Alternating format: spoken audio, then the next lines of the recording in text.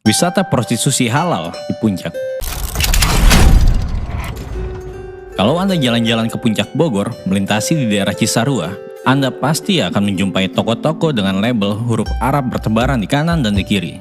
Entah itu money changer atau toko lain, semuanya berbahasa Arab.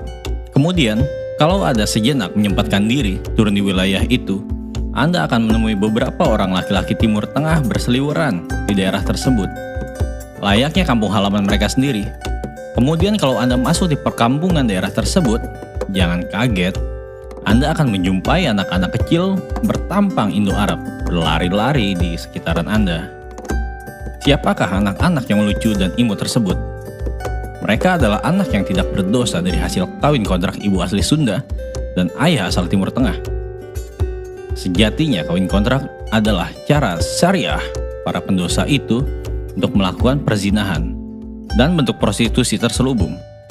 Supaya terlihat kelakuan mereka halal, mereka akan akal-akalan melakukan kawin siri berjangka waktu alias kawin kontrak.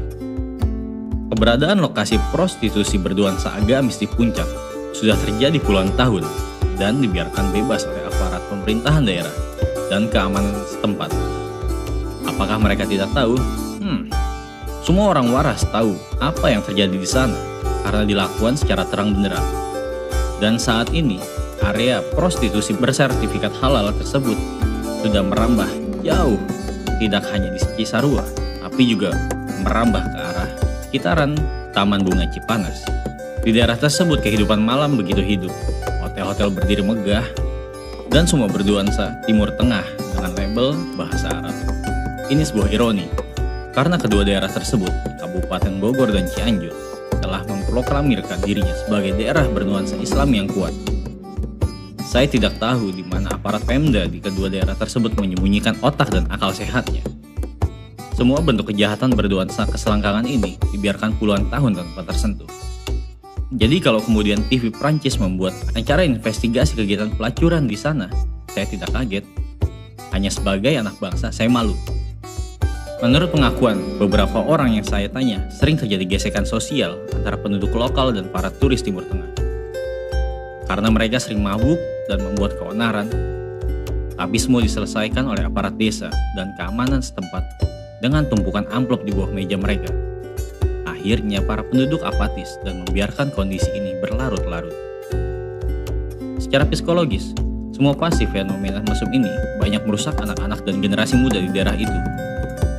Budaya kesantunan lokal hilang tertelan budaya Timur Tengah yang dibawa para turis maksiat tersebut. Masalah selanjutnya yang terjadi adalah status anak yang dilahirkan dari kawin kontrak tersebut. Mereka rata-rata tidak punya akta kelahiran, dan yang terjadi supaya mereka bisa sekolah, terjadilah manipulasi dokumen ilegal mereka. Jadi jangan kaget kalau anak berhidung mancung, putih, khas Indo-Arab bernama Maman Supratman, Jajang Suranjang, atau nama khas Sunda lainnya. Sampai kapankah hal ini akan dibiarkan?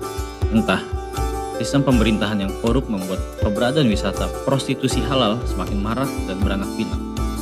Jadi jangan tersinggung kalau dalam tangan video di bawah sedikit melecehkan rasa kebangsaan kita sebagai sebuah entitas bangsa. Saya miris melihatnya. Kembalikan kejayaan negeri matahari.